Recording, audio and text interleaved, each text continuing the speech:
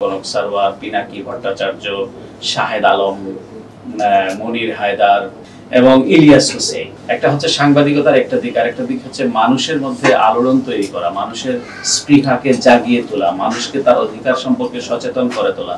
এবং যখন মূলধারার মিডিয়ারা যখন এই জিনিসটি পারছিল না, তখন কিন্তু ইউটিউবে এসে যারা অ্যানালিস্ট এবং যারা বিশেষ করে আমি কয়েকজনের নাম আমার উল্লেখ করতে হয়, তারা বেশ গুরুত্বপূর্ণ ভূমিকা পালন করেছে। ডক্টর কনক সারওয়ার, পিনাকি ভট্টাচার্য, শাহেদ আলম, মনির হায়দার। তারপরে সাংবাদিকতার ক্ষেত্রে তো অনেকেই ইনভেস্টিগেটিভ জার্নালিজমে জুলকারনাইন সায়ের অসাধারণ ইনভেস্টিগেটিভ জার্নালিস্ট কাজ করেছে। এরকম তারপরে কথা বলার ক্ষেত্রে ফাহাম আব্দুল সালাম একটা নতুন সংযোজন ঘটিয়েছে মানুষকে কানেক্ট করার ক্ষেত্রে, এবং ইলিয়াস হোসেন।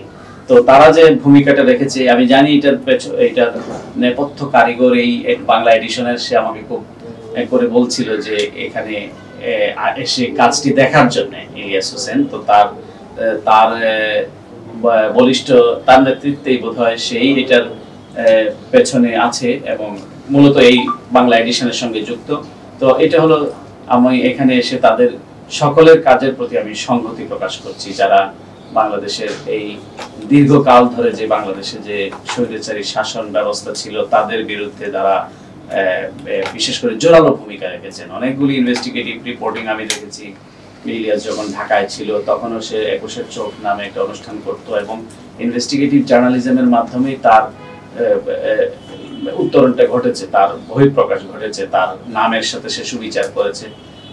আমি আশা করি বাংলা এডিশন তার এই নতুন যাত্রা সংবাদ মাধ্যমের ক্ষেত্রে একটা গুরুত্বপূর্ণ, মুক্ত মত প্রকাশের ক্ষেত্রে একটা গুরুত্বপূর্ণ ভূমিকা পালন করবে। আমাকে এখানে আমন্ত্রণ জানানোর জন্য সকলকে ধন্যবাদ।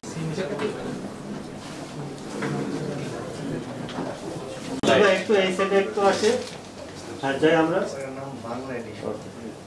বাংলা এডিশন ভালো আছেন? ওকে, থ্যাংক ইউ। এটা